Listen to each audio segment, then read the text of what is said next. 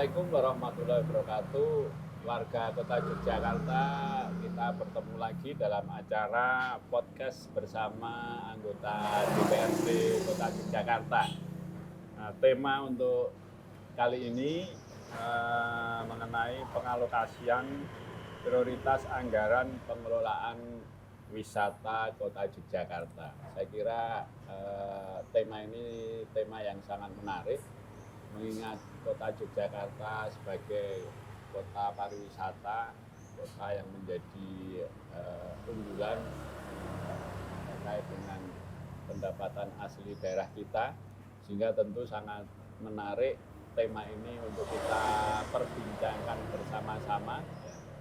Kali ini saya selaku penghantar acara pada podcast kali ini RMC Nabianus Janat, pimpinan DPRD Kota Yogyakarta, dan sudah hadir bersama dengan kita semua warga Kota Yogyakarta. Yang pertama adalah Saudara Krisnadi Setiawan, Assalamualaikum, selamat pagi, dari fraksi Partai Gerindra. Kemudian yang kedua Mas Fajar Kurniawan, siap, anggota DPRD dari fraksi PKS. Apa kabar Mas Kris dan Mas Fajar? Alhamdulillah. Alhamdulillah. Sehat-sehat semua, ya? Amin. Ya, saya kira situasi sekarang masih masing-masing anggota DPRD juga masih disibukkan dengan pilkada, dan juga ini baru dalam proses pembahasan RAPBD tahun 2025, sehingga acara podcast ini tentu juga dalam rangka menyampaikan kepada masyarakat kira-kira program dan kegiatan apa saja yang kemudian akan menjadi skala prioritas terkait dengan pariwisata di tahun 2025 ke depan. Ya, mungkin Mas Krisnadi dan Mas Fajar nih, kita bincang-bincang santai saja, saya kira ya, santai-santai saja sambil minum-minum. Dan acara kali ini saya kira sudah yang kesekian kali ya podcast kita ini bekerja sama dengan Warteg Karisma Bahari. Ya, Warteg Karisma Bahari ini di Jalan Profesor Dr. Supomo. Ya, saya kira ini warteg yang sangat diminati oleh kalangan mahasiswa di sekitar wilayah sini. Ya, Mas Kris dan Mas Fajar, mungkin masyarakat Jogja pengen tahu ini berapa besar sih sebetulnya alokasi anggaran yang khususnya untuk pengelolaan dan pengembangan pariwisata di Kota Yogyakarta tahun ini dan tahun depan ya. Dan kira-kira apa sih ya sebetulnya untuk mengangkat pariwisata kita yang kemudian menjadi skala prioritas bagi anggota DPRD untuk lebih menekankan pada pemerintah Kota Jogja bahwa skala prioritas itu yang harus kemudian diakomodir dalam APBD di 2025 nanti dan juga di 2024 tahun ini ya. Ya, monggo mungkin Mas Kris dulu atau Mas Fajar. Saya dulu ya. Saya coba terkait anggaran 2025 izin Mas Kris. Jadi kalau untuk anggaran 2025 itu kita sebelum refocusing itu 20 miliar 235 ya kan. Tapi setelah refocusing kita turun untuk anggaran Dinas Pariwisata itu 18,847 miliar. Nah, tentunya anggaran ini itu terbagi menjadi beberapa bidang. Nah, kalau kita berbicara bidang daya tarik wisata itu 3 miliar, kemudian pemasaran itu 4,36 miliar, bidang sumber daya pariwisata itu 2,4 miliar, kemudian industri pariwisata itu 1,8 miliar. Sisanya itu untuk sekretariat di Dinas Pariwisata. Jadi posturnya berkurang dari 20 miliar ke 18 miliar. Dan itu kemarin sudah kita sepakati bersama Mas Kris dan pimpinan Komisi B ya, untuk dibawa ke Banggar nantinya. Oke. Ya, mungkin Mas Krisnadi bisa menambahkan. Oke, baik. Secara detail anggaran seperti yang disampaikan Mas Fajar, tentunya ini menunjukkan postur kebijakan Jadi anggaran itu kan dialokasikan money follow program. Nah, dari 4 bidang yang kemudian mendapat alokasi anggaran terbesar kan masih di pemasaran. Nah, ini yang saya kira menjadi PR bagi pemerintah Kota Yogyakarta. Benar bahwa Kota Jogja itu tujuan wisata nomor 2 setelah Bali. Tapi sebenarnya yang perlu kita tingkatkan tidak hanya jumlah wisata secara keseluruhan, tapi juga kunjungan, yang paling penting kunjungan wisata luar negeri atau mancanegara. Hanya saja kendala yang kemarin kita dapatkan adalah pemasaran atau promosi wisata kita itu, Kota Jogja khususnya, itu mentok di pemasaran atau promosi di dalam negeri, Pak Sinai. Kita masih sangat lemah untuk kemudian mempromosikan potensi wisata Kota Yogyakarta di mancanegara. Ini yang tentunya menjadi PR. Beberapa tahun yang lalu juga sudah diusulkan agar ada promosi di luar negeri, tapi mentok kebijakannya itu selalu dipangkas atau ditolak dari provinsi. Gitu. Nah, ini yang membuat promosi kita itu menjadi stagnan. Meskipun kita sudah alokasikan anggaran yang cukup besar. Ini salah satu kendala kita, Pak Junat. Oke, selalu ditolak oleh provinsi. Ya, saya kira ya forum podcast ini mudah-mudahan ini dari pemerintah daerah istimewa Yogyakarta mendengar ya bahwa usulan dinas pariwisata atau pemerintah kota selama ini ke pemerintah DIY terkait dengan promosi pariwisata, khususnya untuk promosi ke luar negeri ya, luar negeri itu selalu kemudian tidak diizinkan atau tidak disetujui. Saya kira, nah mengingat pariwisata kita, saya kira segmennya tidak hanya sekedar segmen wisata domestik ya, tapi juga wisata internasional. Apalagi DIY sekarang, YIA itu menjadi bandara internasional satu-satunya ya di Jawa Tengah, DIY, yang mana tentunya ya wisatawan mancanegara itu harus menjadi target kita untuk bisa kita raih. Peningkatan pendapatan ya, peningkatan asli daerah. Ya, asli daerah tentunya. Ya. Nah, kira-kira kemudian untuk meningkatkan ini Mas Kris dan Mas Fajar, meningkatkan lama tinggal wisatawan. Ya, kira-kira program-program apa ini yang kemudian sudah menjadi skala prioritas ya. Selama ini saya kira lama tinggal wisatawan di Jogja ini relatif masih sangat stagnan ya. Dari periode saya zaman dulu sampai sekarang itu ya belum pernah menembus sampai 3 masih 2 terusnya. Kira-kira apa ini Mas ya harus dilakukan oleh pemerintah Kota Yogyakarta dalam rangka untuk mendongkrak lama tinggal wisatawan ya, tentunya dinas pariwisata tentunya. Kira-kira perlu programnya juga apa? Kalau tadi kemudian program pemasaran untuk ke luar negeri ini masih dibatasi, belum diizinkan oleh pemerintah daerah Yogyakarta. Sementara sebetulnya segmen pasar wisata kita itu sudah harus meraih juga, memberikan target juga untuk wisatawan luar negeri saya kira. Kamu mungkin ajar dulu atau? Saya izin dulu. Jadi pimpinan kita punya 45 Pok Darwis. Kita punya 25 kampung wisata. Harapannya di tahun 2025 kampung wisata ini itu bisa kemudian mendapatkan limpahan dari banyaknya wisatawan yang berkunjung ke Kota Yogyakarta, dan landmarknya itu kan ada di Malioboro.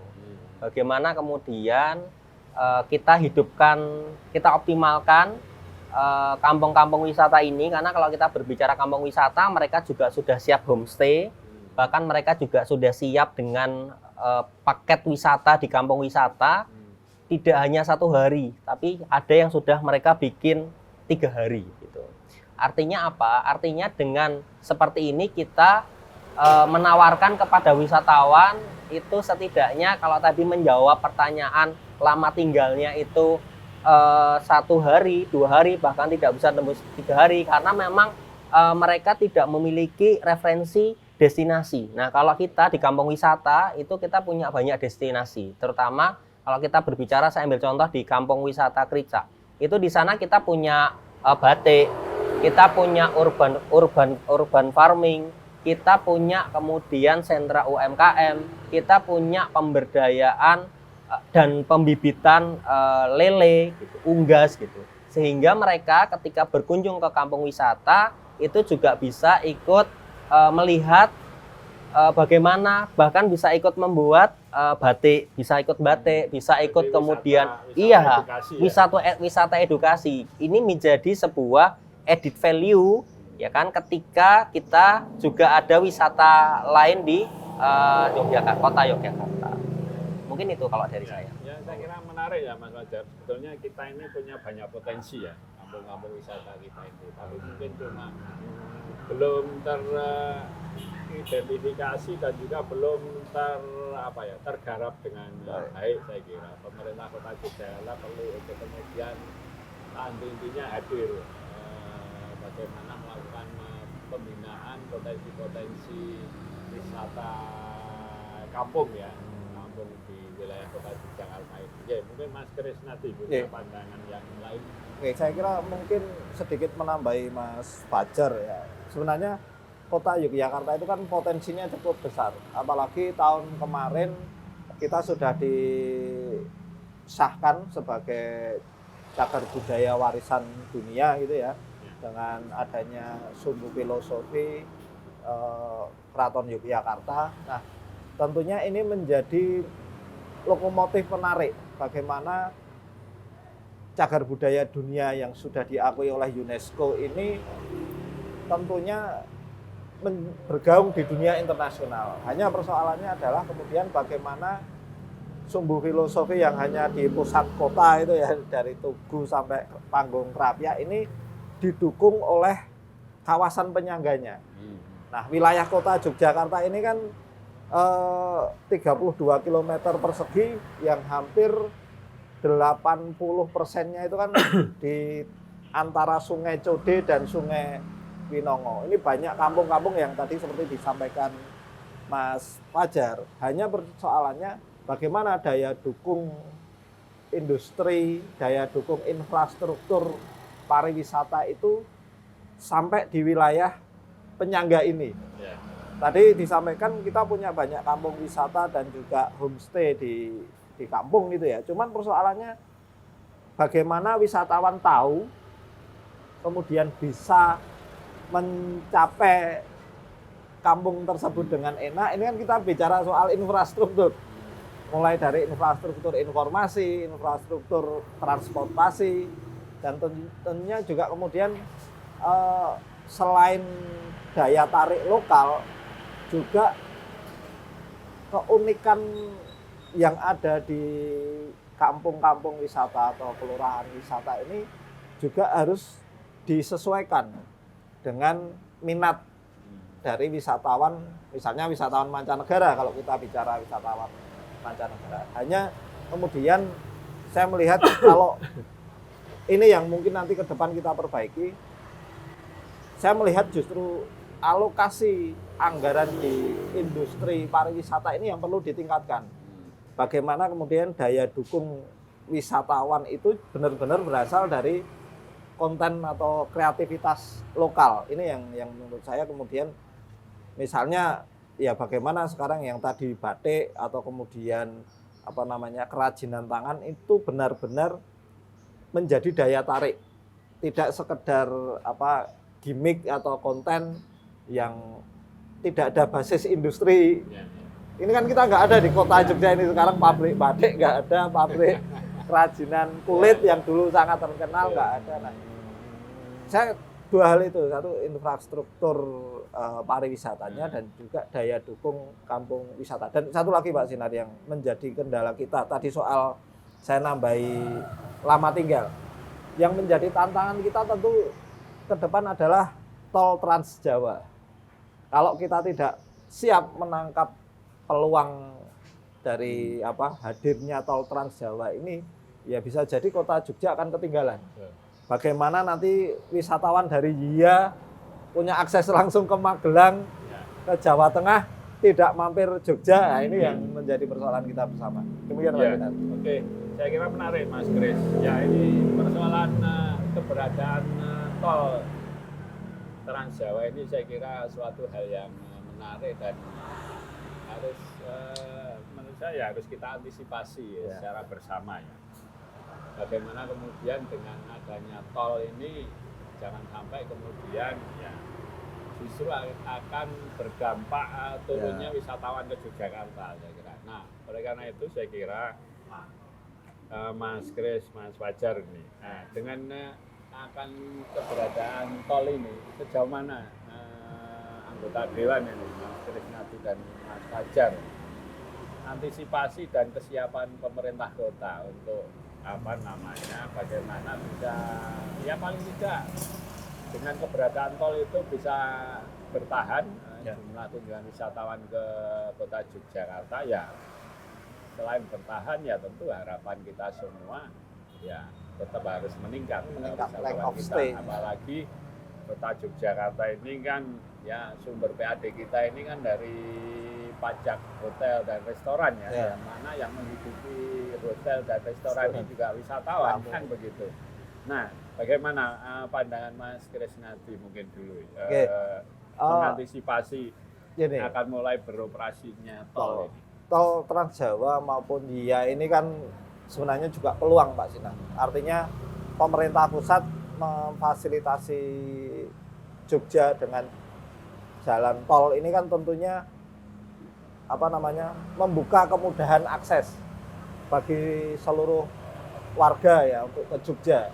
Cuman yang harus kita siapkan bagaimana kenyamanan di kota Jogja ini tidak terganggu. Bagaimana jalan-jalan tidak macet, kemudian parkir juga nyaman.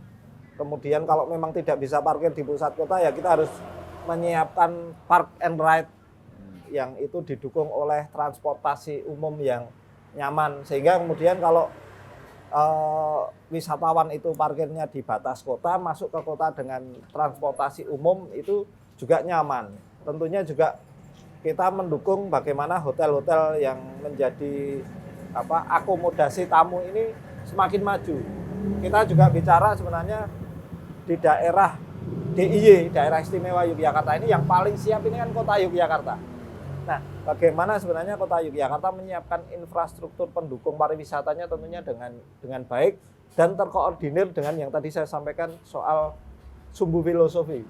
Sehingga kalau kita bicara sumbu filosofi sebagai bagian kawasan heritage yang harus dijaga dan dilindungi, ya berarti kita harus punya ring 2, kawasan kota yang itu mensupport industri pariwisata kita.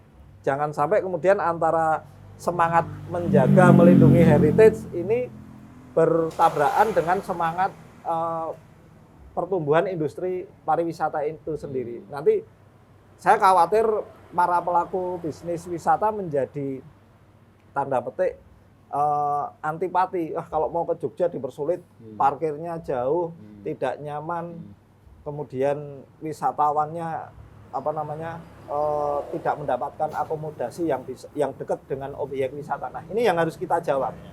Nah, tentunya DPRD bersama eksekutif siap mensinkronkan ya, karena kota Jogja itu tidak hanya miliknya Pemkot, kita harus bicara juga ke Pemda DIY agar program cagar budaya internasional sumbu filosofi itu menjadi tidak semata-mata melindungi cagar budaya, tapi juga menjadi daya tarik wisata bagi warga kota Yogyakarta, pertumbuhan ekonomi warga kota Yogyakarta. Itu Pak. Ya, mungkin Mas Fajar. Tadi Mas Kris menyampaikan banyak hal ya terkait dengan penyangga sumbu filosofi dan lain sebagainya dalam rangka untuk meningkatkan kunjungan wisatawan di Jogja. Menurut Mas Fajar, sejauh mana Mas selama ini kesiapan pemerintah kota dalam rangka itu? Saya melihat pemerintah Kota Yogyakarta cukup serius dan cukup concern untuk kemudian menangkap adanya limpahan wisatawan yang ini sebagai efek domino dari keberadaan tol nantinya. Saya melihat kita punya event tahunan di pemerintah kota sebagai bagian dari rangkaian hari ulang tahun Kota Yogyakarta, namanya WJNC. WJNC ini bahkan masuk ke 110 karisma wisata Nusantara. Yang ini kita melihat antusiasmenya baik itu wisatawan dalam kota maupun mancanegara, dan kita melihat kemarin Dinas Pariwisata itu melakukan survei ketika di tanggal-tanggal mendekati pelaksanaan itu tingkat hunian hotel itu cukup meningkat gitu. Artinya apa? Artinya adanya event yang ada di Kota Yogyakarta ini bisa menarik wisatawan untuk memilih Kota Yogyakarta sebagai pilihan untuk mereka berwisata. Karena kalau kita berbicara DIY itu kan kita ada kabupaten lain yang ada di Kota Yogyakarta, tapi kalau kita berbicara Bantul, mereka punya pantai. Kita bicara Gunung Kidul juga punya pantai. Kalau kita berbicara Sleman ya mereka punya gunung gitu. Tapi kalau kita berbicara kota, kita punya event-event wisata yang harapannya bisa menarik. Bahkan sekarang mohon maaf kita berbicara Malioboro itu sudah sangat rutin ya ketika malam hari itu di sentra-sentra kita berbicara Teras Malioboro 2 itu sudah ada event-event kesenian yang harapannya wisatawan yang hadir ke Malioboro itu tidak hanya berbelanja tapi mereka juga disuguhkan dengan kesenian-kesenian khas lokal Yogyakarta gitu. Karena kalau saya tahu, yang sejauh yang saya tahu, yang tampil di situ itu adalah wisatawan kesenian-kesenian lokal khas Yogyakarta. Bahkan kalau itu bukan kesenian kesenian khas Yogyakarta, itu diminta untuk kesenian khas harus Yogyakarta. Karena itu sebagai identitas Kota Yogyakarta. Ini yang saya kira tidak ditemui di wilayah lain, karena sekarang itu wisatawan ketika mau berwisata itu mereka tidak hanya orientasinya pada belanja, tapi dia juga bisa menikmati keindahan seni ya. Kita punya kesenian jatilan dan lain-lain yang harapannya ini bisa menarik wisatawan untuk datang ke, kalau tadi Mas Kris bicara Sumbu Filosofi, kita ada Malioboro yang kemudian juga ada bagian dari Sumbu Filosofi. Saya kira begitu. Ya, oke, Mas Fajar. Jadi tadi lebih spesifik ke industri pariwisata ya, menurut saya yang perlu untuk kita tingkatkan ya. Nah, saya kira bicara industri pariwisata yang bentuknya event itu baru satu ya, kita wayang Jogja Night Carnival yang sudah 9 tahun. Sudah berjalan 9 tahun dan sudah menjadi agenda tahunan ya, agenda tahunan. Nah, mungkin sejauh mana kemudian anggota dewan juga punya ide gagasan untuk ada event-event yang sifatnya berskala setara dengan Jogja wayang Night Carnival itu, yang harapannya kemudian ada beberapa event yang itu bisa mendongkrak dan mengangkat lama tinggal wisatawan. Tadi Mas Fajar menyampaikan ya bahwa dinas menyampaikan bahwa pada saat menjelang hari H pelaksanaan Jogja Wayang Night Carnival ini rupanya juga tingkat hunian perhotelan kita mengalami peningkatan. Artinya ini kan mempunyai dampak yang positif bagi pendapatan asli daerah kita ya, Kota Jogja. Nah, kenapa kemudian hanya satu itu saja event industri pariwisata yang bisa kita tampilkan? Apakah mungkin sudah ada ide-ide gagasan lain untuk menambah event dalam rangka juga untuk ya mengangkat para pelaku industri pariwisata kita ya, mengangkat potensi-potensi para pelaku pariwisata kita. Mungkin monggo Mas Krisnadi. Oke, saya kira karena saya tambahkan sedikit ya, karena memang Kota Jogja saya kira sepakat tadi dengan yang disampaikan Mas Fajar ya, kita kalau mau ikut meraih pangsa pasar wisatawan yang lebih meningkat ya. Ya jalan satu-satunya ya event. Karena kita hampir ya sangat minim lah kita bicara destinasi wisata ya. Kita punya wisata alam, kita punya industri wisata pantai, pegunungan dan lain sebagainya ya. Ya Kota Jogja ya betul-betul hanya mengandalkan ide kreativitas dan gagasan para pemerhati wisata kita ya, para pelaku-pelaku wisata kita. Mungkin Mas Kris. Oke, saya kira WJNC Wayang Jogja Night Carnival ini kan sebuah gagasan untuk menghidupkan kawasan cagar budaya dunia. Jadi kalau cagar budaya itu kan fisiknya, bendanya. Nah, memang dari diskusi kita dengan teman-teman Dinas Pariwisata ya bentuk menghidupkan warisan budaya dunia dalam bentuk interaksi sosial itu ya dalam bentuk karnaval atau event berbasis budaya wayang tahunan ini. Ini memang dikemas untuk menjadi event tahunan yang itu menjadi magnet bagi wisatawan baik mancanegara maupun domestik. Namun sebenarnya kita masih punya potensi yang lain. Misalnya banyak yang itu secara magnet itu kuat tapi belum dioptimalkan. Misalnya kayak Plaza Ngasem yang itu merupakan komplek dari Istana Air Taman Sari yang selama ini eventnya itu hanya event insidental. Belum ada event yang misalnya reguler, rutin dan itu bisa menjadi destinasi utama wisata. Misalnya kalau di Prambanan ada Ramayana Ballet gitu ya. Mungkin ke depan kita bisa mendorong di Plaza Ngasem yang secara view dan latar bangunan bersejarahnya itu bagus bisa menjadi tempat sendera tari yang khas Jogja itu kan penting. Kemudian di beberapa kampung yang punya nilai strategis juga saya kira sudah ada ide-ide yang menarik. Misalnya kita punya sejarah namanya sejarah Geger Spehi. Geger Spehi tahun 1812 yang ini kan sebenarnya event internasional. Ya. Kalau setiap hari raya Waisak bisa mengundang wisatawan Buddhis dari Thailand misalnya, mungkin Geger Spehi ini kita bisa mengangkat menjadi sebuah festival atau event ya menarik wisatawan Eropa misalnya. Karena event ini kan berkaitan langsung dengan keraton dan waktu itu kerajaan Inggris. Hanya kan kemudian bagaimana mengemas event ini menjadi sesuatu yang menarik yang itu bisa menggabungkan potensi wisata cagar budaya dan potensi event kebudayaan.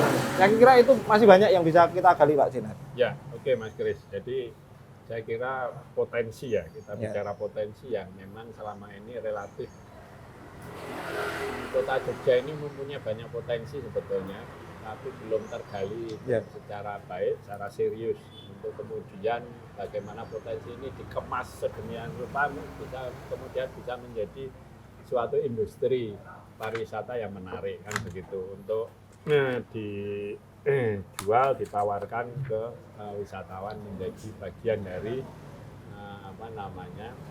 kegiatan mereka berwisata. Nah, mungkin Mas Fajar ada tambahan pendapat lain. Ya, jadi kalau saya melihat event WJNC 2024 itu kemarin Dinas Pariwisata melakukan kajian. Itu ada angkanya 47.300 penonton yang ada di situ. Dalam jangka waktu 5 jam ada di situ.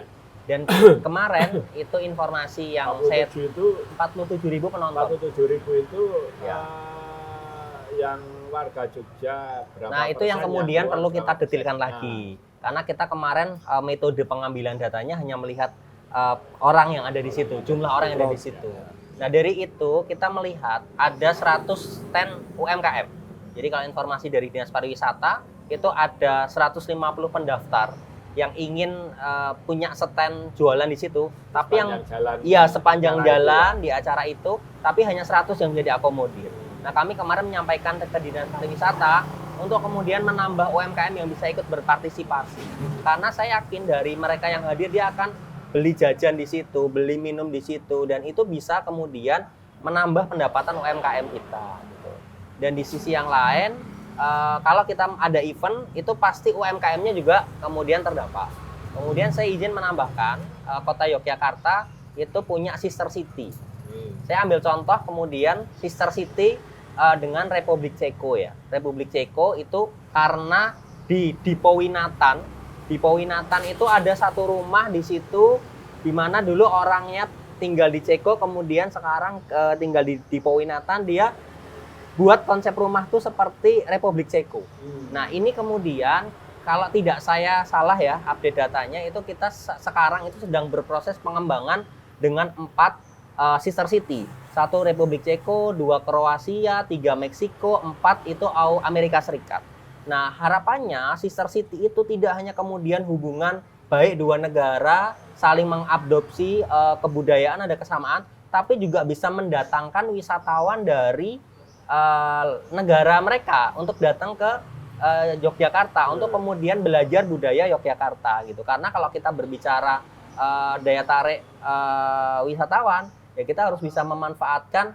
Sejauh ini kalau tidak salah datanya itu ada 13 negara yang sudah punya sister city dengan kota Yogyakarta. Nah, kalau kemudian kerjasama sister city ini ditindaklanjuti dengan hubungan kerjasama yang lebih serius dalam hal mendatangkan wisatawan ke kota Yogyakarta, saya yakin ini akan bisa kemudian meningkatkan PAD kota Yogyakarta, terutama di bidang pariwisata. Nah, itulah tadi Mas Fajar, perlunya promosi keluar negeri itu memang perlu untuk didorong ya. Ya, saya kira perlu juga kita sampaikan ke pemerintah daerah istimewa Yogyakarta bahwa ya, pertama ya kota Yogyakarta ini kota pariwisata, tapi ya faktanya selama ini kota pariwisata Jogja ini ya mayoritas ya masih didominasi oleh wisatawan Nusantara, wisatawan domestik ya.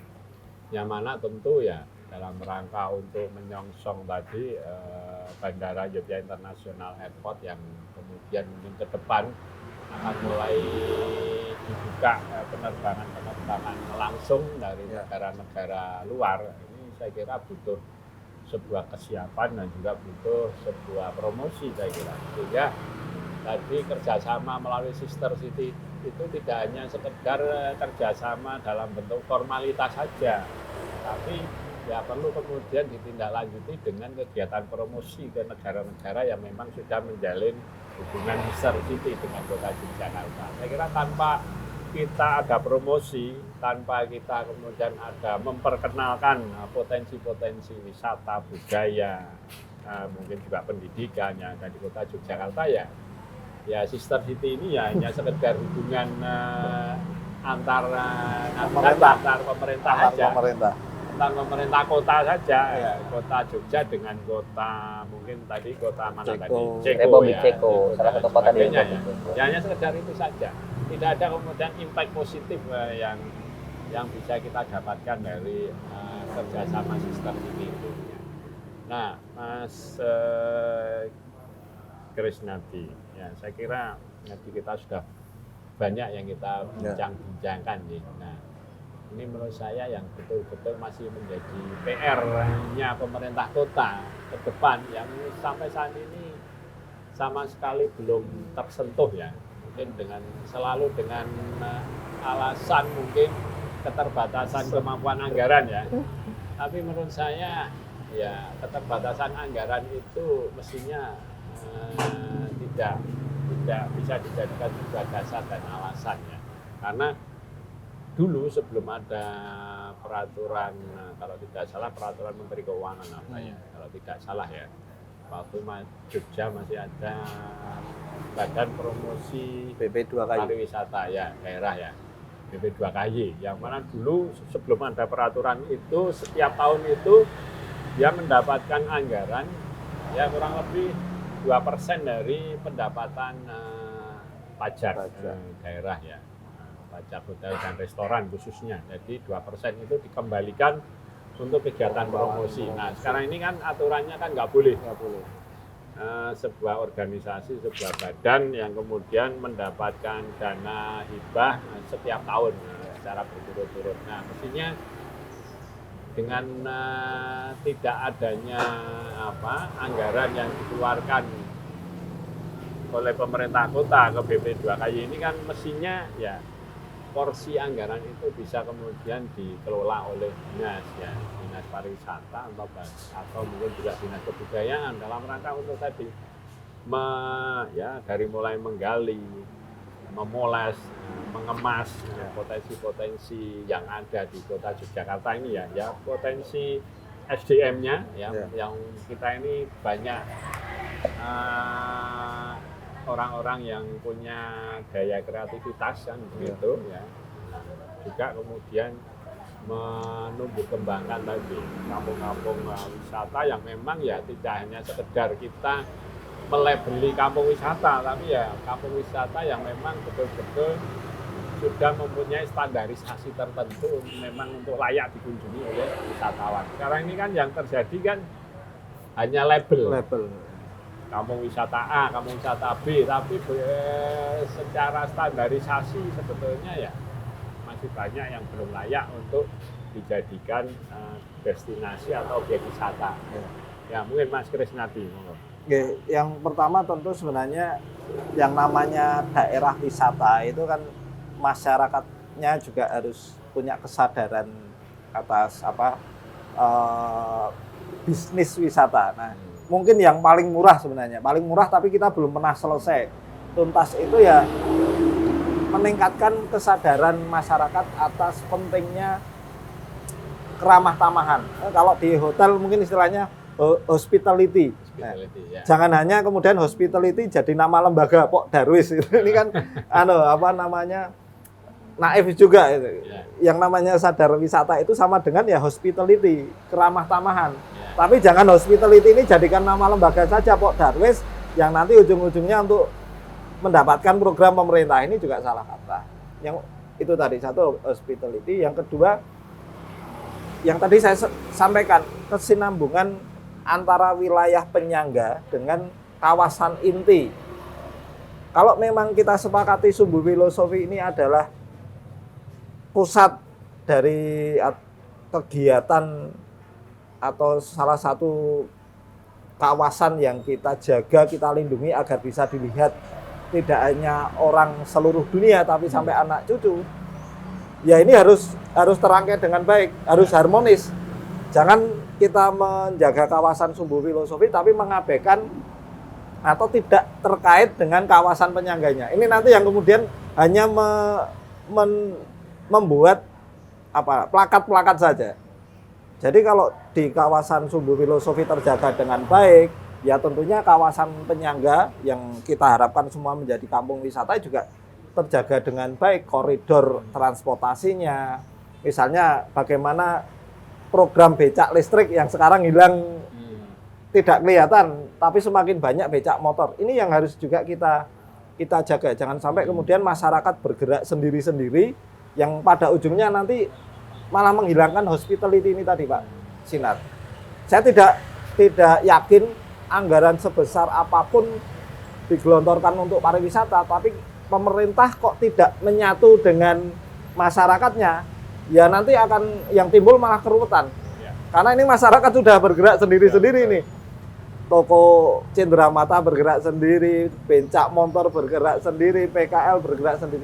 Seakan-akan pemerintah tidak mampu. Nah, bagi saya kemudian yang harus dilakukan baik pemerintah kota sama Pemda DIY tentunya adalah merangkul, mengharmonisasi bagaimana kebijakan cagar budaya dunia ini menjadi satu kebijakan umum pariwisata. Kan kita sudah ada RIPDA ya, rencana induk pariwisata daerah.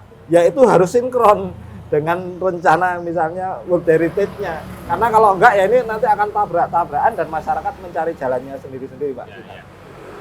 Ya, mungkin Mas Fajar yang menambahkan. Ya, tadi Mas Kris Nadi sudah sempat menyinggung tentang becak listrik.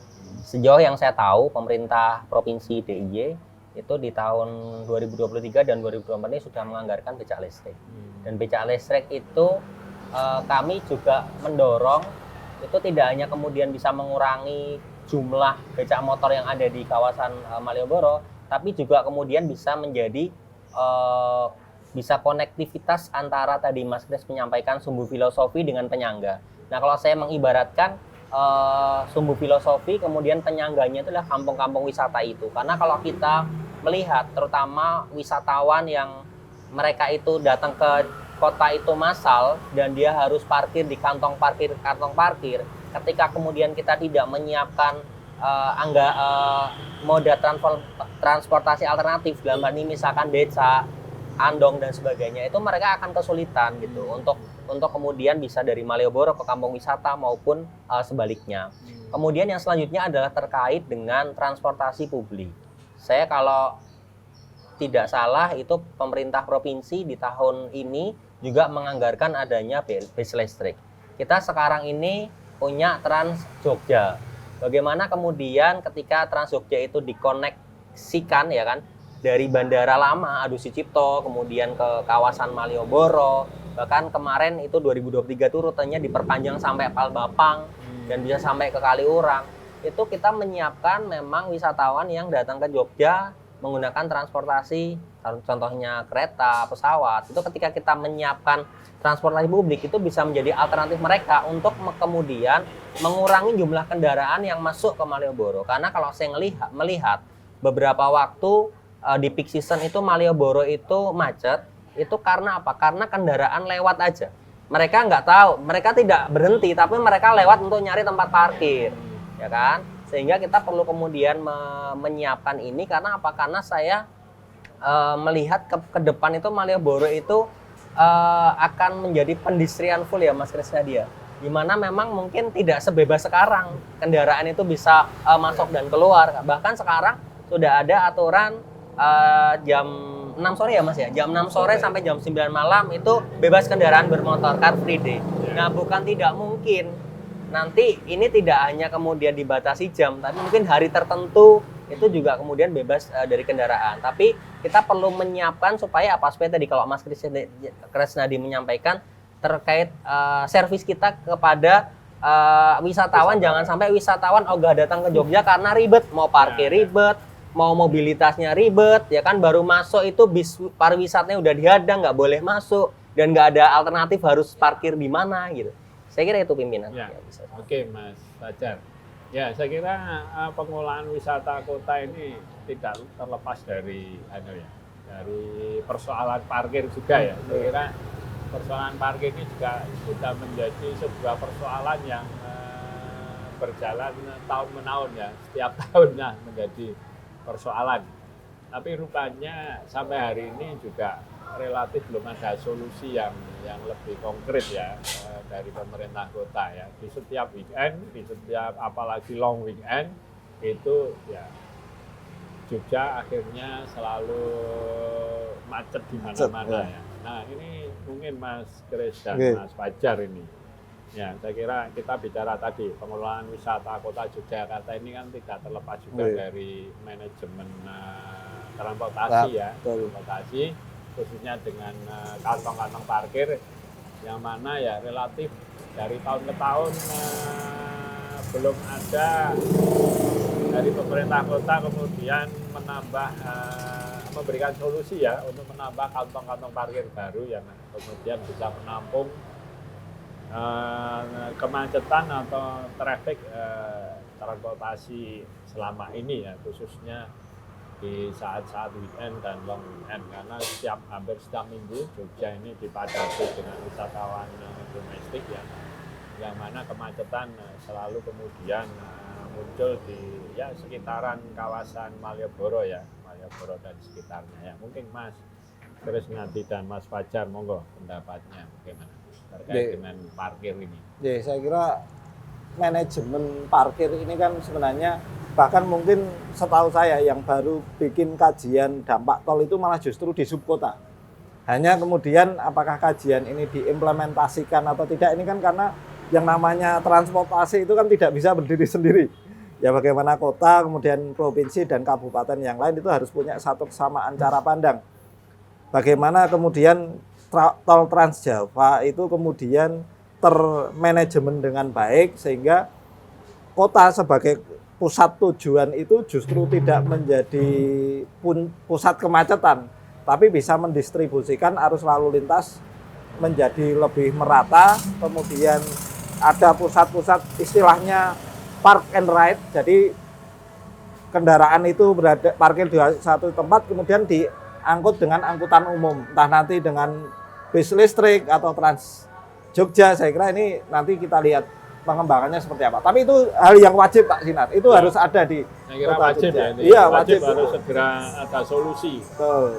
Agar supaya juga bisa memberikan rasa nyaman juga bagi Ya. wisatawan yang berkunjung di kota Yogyakarta yang menggunakan transportasi pribadi saya kira. Ya mungkin Mas Fajar bisa menambahkan. Ya kalau saya kata kuncinya ada pada kolaborasi. Karena kita itu tidak bisa sendiri ya, karena kita ada pemerintah provinsi sehingga kolaborasi antara pengelolaan pariwisata yang ada di dinas provinsi dan kota itu harus berkolaborasi dan sering sinergi. Karena kalau kita berbicara Malioboro, Malioboro itu tidak dikelola oleh pemerintah kota saja, tapi ada juga andil provinsi juga. Dan di sisi lain kalau kita berbicara parkir, tidak kemudian pemerintah kota harus menyiapkan lokasi parkir, tapi kita bisa support juga karena kita juga ada informasi yang masuk ke saya, itu dinas perhubungan itu sudah cukup banyak ya menyiapkan kantong parkir yang ada di sekitar Malioboro. Yang paling terbaru itu ada parkir berskalan. Itu juga ada parkir portable yang kemudian 3 lantai. Nah harapannya ini kemudian bisa pemerintah kota nggak perlu nyiapin, tapi bisa mendorong wisatawan itu untuk parkir di kantong parkir yang memang resmi dan itu sudah disiapkan. Karena kalau kita berbicara parkir, itu tupoksinya banyak. Ada yang di dinas kebudayaan, ada yang di dinas pasar, ada yang di dinas perhubungan gitu loh. Sehingga ya antar stakeholder OPD di kota juga harus sinergi karena itu parkir itu tidak di kota itu tidak hanya dikelola oleh satu OPD. Tapi ada pembagian tupoksi masing-masing OPD. Gitu. Saya kira itu. Dan kita antisipasi betul terkait dengan parkir-parkir ilegal yang beberapa waktu yang lalu, beberapa waktu itu sempat viral. Jadi tukang parkir yang nutup, kemudian membuat wisatawan tidak nyaman gitu. Saya kira itu. Ya, dan ini sudah berulang kali ya. Ya. Berulang kali viral yang kemudian membuat citra pariwisata kota Yogyakarta kurang positif di luar ya. Ya, kemudian mungkin yang selanjutnya kembali ke promosi ya. Nah, Mas Kris dan Mas Fajar, karena promosi ini saya kira juga menjadi salah satu faktor penting ya yang bisa mendongkrak wisatawan untuk berkunjung ke kota Yogyakarta. Nah, tapi kadang masih banyak masyarakat kita yang memahami bahwa anggaran promosi ini ya terkesan atau dianggap oleh sebagian masyarakat kita itu ya hanya menghambur-hamburkan uang kan begitu. Sementara ya mungkin bagi kita ya selaku anggota DPRD ya promosi ini mau nggak mau ya harus dilakukan dan juga harus mendapatkan porsi anggaran yang cukup dan memadai. Karena harapannya dengan promosi inilah wisatawan kemudian akan bisa kita tingkatkan untuk berkunjung ke Jogja dan juga targetnya ya menambah lama tinggal. Kemudian ya dampak yang lain ya dampak sektor ekonomi ya UMKM kita juga akan tumbuh, kemudian pelaku pariwisata kita juga akan menggeliat, para pelaku industri pariwisata juga akan ikut menggeliat. Jadi banyak sektor saya kira yang kemudian akan terkena dampak positif dari kegiatan promosi ini yang memberikan impact ke banyak kelompok masyarakat. Tapi masih banyak juga masyarakat yang kemudian mempunyai penilaian yang negatif ya. Apalagi di tahun 2025 ini nanti kan APBD kita ya berdasarkan amanat dari peraturan Menteri Dalam Negeri bahwa ya kita harus melakukan refocusing ya untuk menyangga atau mensupport mensukseskan program strategis nasional. Nah, bicara promosi ini kemudian akhirnya juga menjadi salah satu sorotan bagi kelompok masyarakat yang seolah-olah ya kenapa program yang bersentuhan dengan masyarakat dipangkas tapi promosinya Ditambah masih kurang. masih cukup besar porsinya, termasuk Jogja Wayang Night Carnival itu menyedot Anggaran anggarannya besar. cukup besar. Betul. Kenapa enggak itu saja yang direfocusing kan gitu. Nah ini saya kira Mas Krisnadi dan juga Mas Fajar perlu juga memberikan penjelasan kepada masyarakat agar supaya masyarakat tidak salah paham dan masyarakat juga akhirnya bisa memahami apa arti pentingnya promosi untuk wisata Kota Yogyakarta ya. Mungkin monggo Mas Krisnadi dulu. Ya, saya kira memang betul WJNC ini menyerap anggaran paling ya nggak paling ya cukup besar ya dari total anggaran promosi. Namun di luar kendala kita tidak bisa promosi ke luar negeri itu kan harus tetap ada yang dilakukan. Bagaimana kemudian dari Jogja kita bisa bikin kegiatan event yang itu nanti insya Allah tarafnya jadi taraf internasional, misalnya seperti Pesta Bunga Pasadena atau misalnya Mardi Gras di Brasil, Rio de Janeiro. Nah, hanya kan kemudian kita harus bisa menyampaikan bahwa karnaval WJNC ini melibatkan banyak kelompok masyarakat. Jadi ketika sebuah kegiatan itu melibatkan partisipasi publik secara bermakna, itu masyarakat akan memahami bahwa ini sebuah hal yang penting yang bagaimana masyarakat mempromosikan wilayahnya untuk dunia luar. Nah, selama partisipasi itu dijalin dengan baik, masyarakat terlibat secara langsung di kegiatan promosi pariwisata ini, saya kira pertanyaan tentang anggaran atau penting tidaknya itu menjadi tidak relevan lagi, Pak. Kuncinya partisipasi masyarakat aja, masyarakat terlibat atau tidak gitu aja. Tapi kalau acara itu hanya dilakukan oleh EO, ya nanti akan menjadi pertanyaan bagi masyarakat banyak. Oke, mungkin Mas Fajar. Kalau saya tadi Mas Kris saya sudah berbicara partisipasi, saya bicara kemudian feedback. Masyarakat juga perlu kita berikan edukasi bahwa kemudian ketika kita melakukan promosi itu memberikan feedback terhadap PAD kita. Mungkin nggak bisa langsung serta-merta terlihat, tapi kita juga terus melakukan kajian dan riset. Bahwa ketika kita melakukan promosi, seberapa besar efektivitasnya, seberapa besar kemudian memberikan dampak kepada wisatawan datang ke Jogja, termasuk sampai ke taraf PAD-nya berapa sih dengan kegiatan promosi itu. Dan saya kira promosi itu kita juga sudah punya sosial media, kita sudah punya influencer, dan kemudian itu juga bisa kita gunakan sebagai salah satu sarana untuk melakukan promosi. Ya, nah inilah warga masyarakat Kota Yogyakarta bahwa promosi itu memang sangat diperlukan untuk Kota Yogyakarta dalam rangka untuk mendongkrak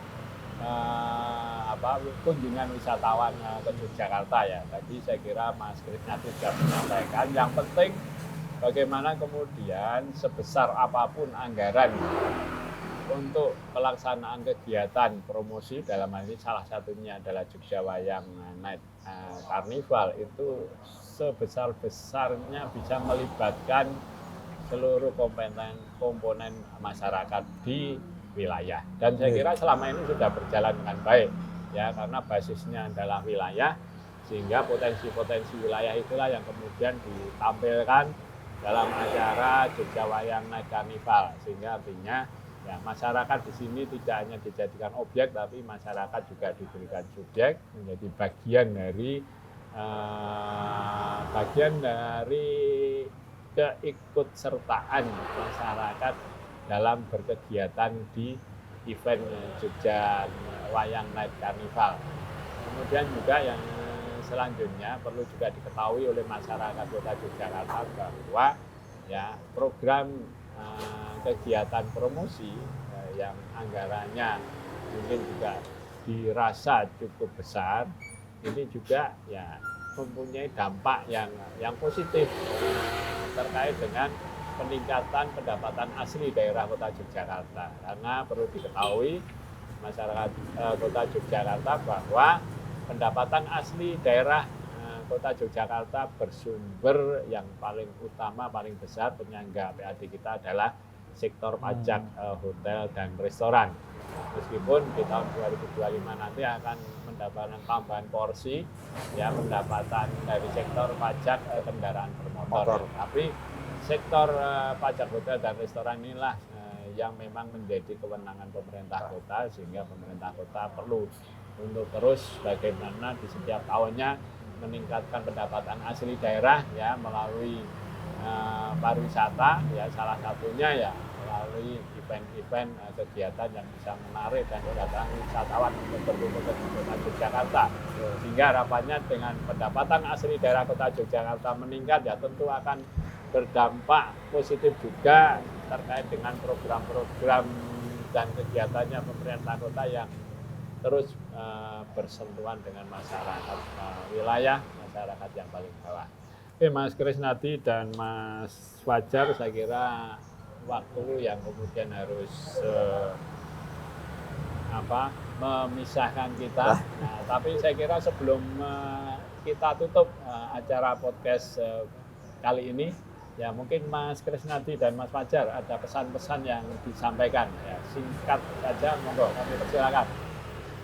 Ya, saya kira kita di DPRD Kota Yogyakarta tentunya Komisi B bersama pemerintah Kota Yogyakarta sangat siap berkolaborasi, bersinergi untuk mengoptimalkan anggaran pendapatan belanja daerah Kota Yogyakarta untuk pengembangan, promosi, dan juga pada akhirnya meningkatkan pendapatan asli daerah Kota Yogyakarta dari sektor pariwisata.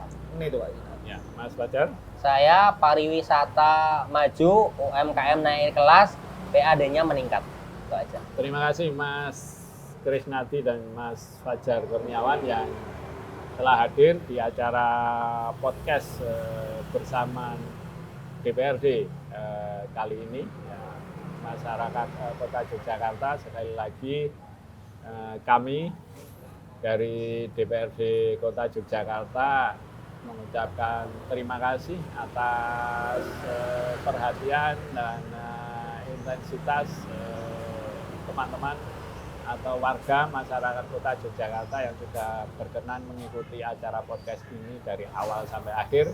Mudah-mudahan acara podcast DPRD ini bisa memberikan informasi ke masyarakat secara luas, bisa memberikan juga manfaat dan juga bisa memberikan bagian dari edukasi pada masyarakat, sehingga podcast ini juga bagian dari komitmen DPRD dalam rangka untuk melakukan keterbukaan informasi, sehingga harapannya melalui podcast inilah segala informasi terkait dengan program dan kegiatannya pemerintah Kota Yogyakarta dan juga DPRD dapat terpublikasi, terinformasikan dengan baik secara luas ke seluruh masyarakat wilayah Kota Yogyakarta. Saya RM Sinardianu Janat, pimpinan DPRD Kota Yogyakarta dari fraksi Partai Gerindra, dan juga Mas Krisnadi Setiawan dari fraksi Partai Gerindra dan Mas Fajar Kurniawan dari fraksi PKS, mohon pamit undur diri. Sampai ketemu lagi di podcast yang akan datang. Wassalamualaikum warahmatullahi wabarakatuh.